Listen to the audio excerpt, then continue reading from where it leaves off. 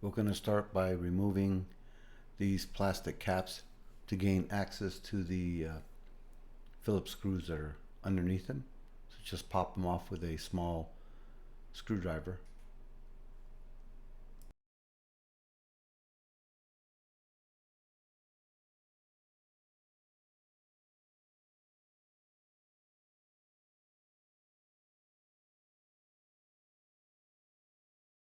Now remove the trunk liner.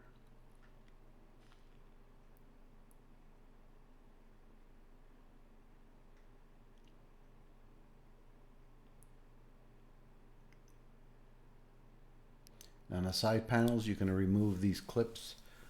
This is a tool that I use to pop these clips out with. Remove all those plastic clips, and also the cargo tie down. You're going to have to remove that as well. It's a bolt, it's a Torx T40, as you can see. Just go ahead and remove that.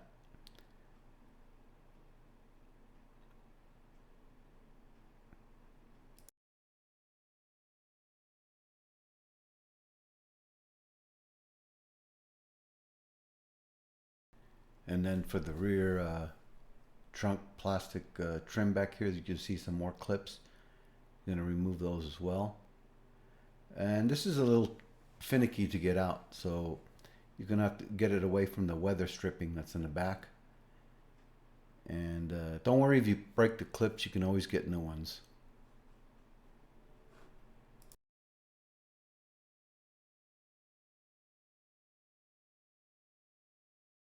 Now go ahead and pull your panel out. Some of these can be a little stubborn and they can be hard to pull out, especially on the corner that sits up towards the front of the vehicle. This one came out easy, but I believe the other side is a lot harder.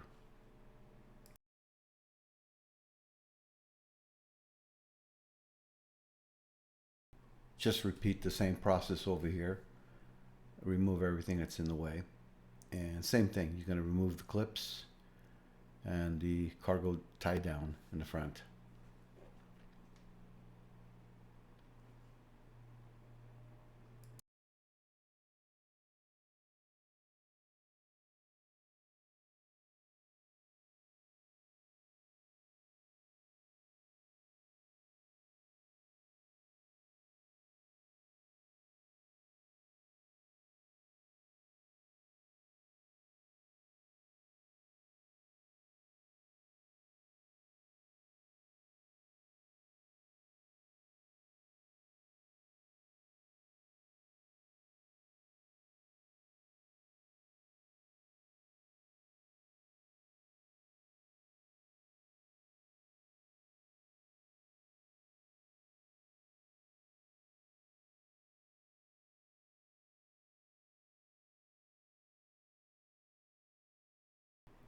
Now here you'll see how much tighter this side is. It actually took some force to get this out. And it's going to be just as hard getting it back in, just so you know. Go ahead and remove the rubber plugs for the shocks to gain access to them. And then with a 16mm wrench and hex socket, you can get the top nut off the shock. Save your hardware, the rubber hardware, because this kit that I bought did not come with any new hardware. Unless it's damaged, then you'll have to buy new hardware. Go ahead and raise the vehicle, remove the wheels.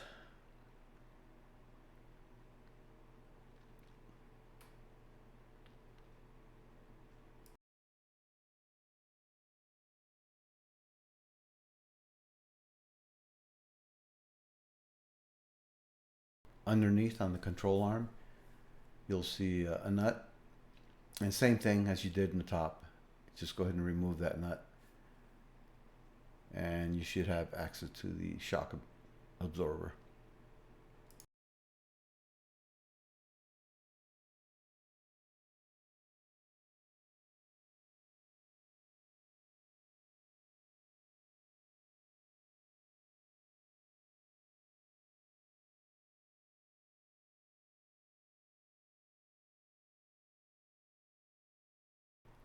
This shock absorber had leaked, and it also leaked out all its gas, so it's really easy to push it down to remove.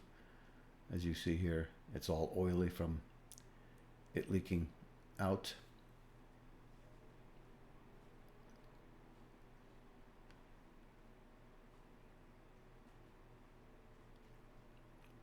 Same thing, check all your rubber hardware, make sure it's in good shape.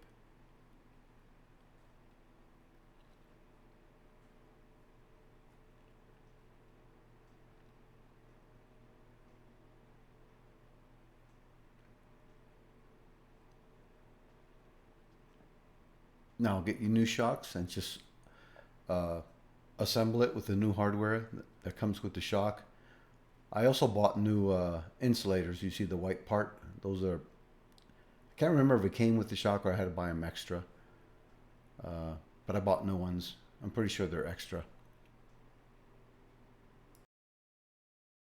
Install these shocks because they're extended.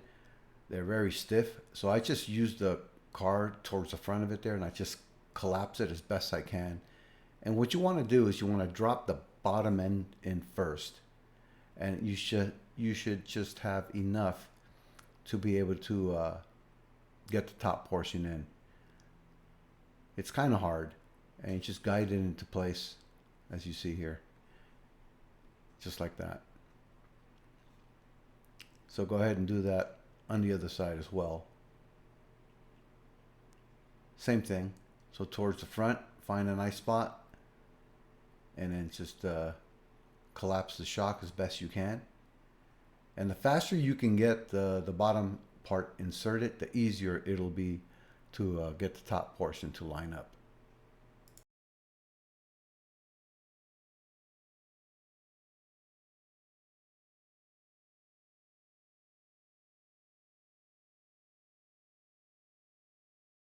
Now it's just a matter of reinstalling everything.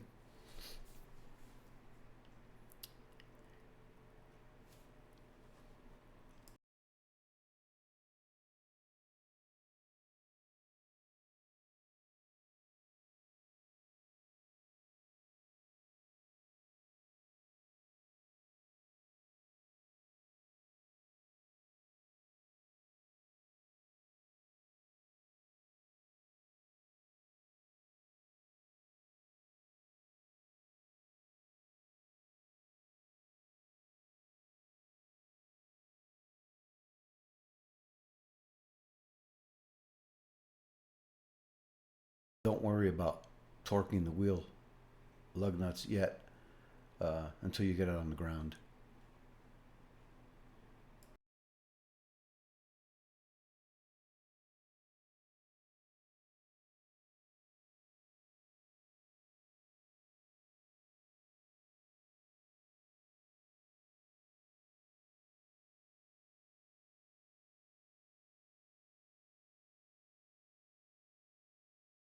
Now go ahead and put the hardware for the top of the shocks and just snug it down.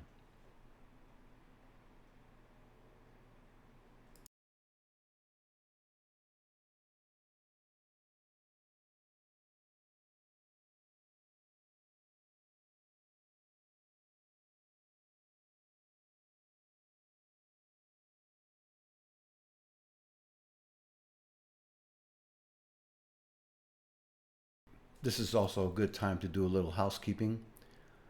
So I'm just going to vacuum all this out.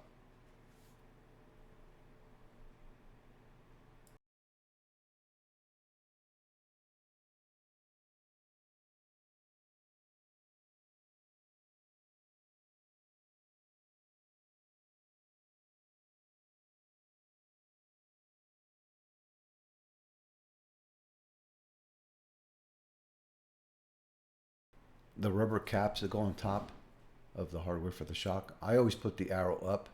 I believe that's how that came off. You can get them confused, but I'm just putting them back the way I found it.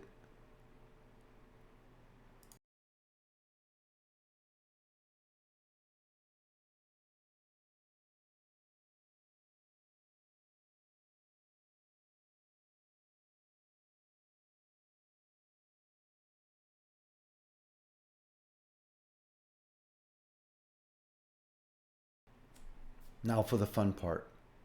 So the trick to getting these in is you want to get that inside corner tucked in there as far as you can get it. Uh, this was the easy side. Like I said, the other side is much harder. You just kind of shove it in there and it all eventually will line up.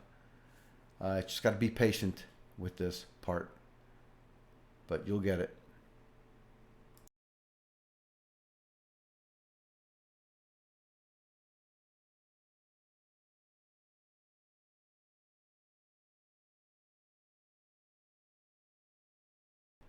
Install the rear plastic panel. Covers the latch. And the thing here is you want to get it underneath this weather stripping. So you're going to have to kind of lift it up and tuck the plastic molding underneath it.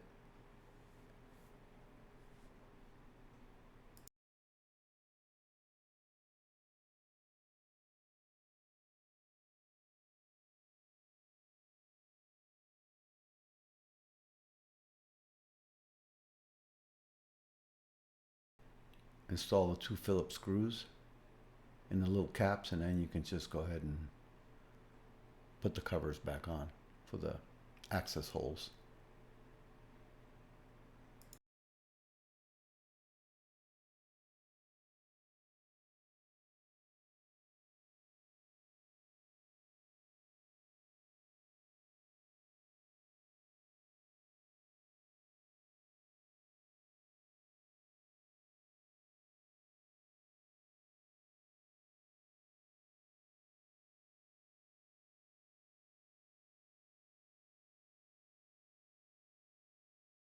These are the plastic retaining clips. I had some spare ones, so if you break them, like I said, don't worry about it. You can buy these on Amazon, or most parts stores will have it as well.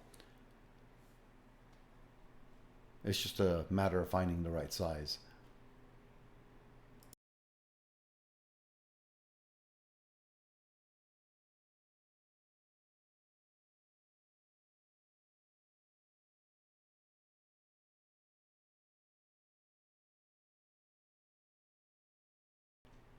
Now you're ready for your bottom liner,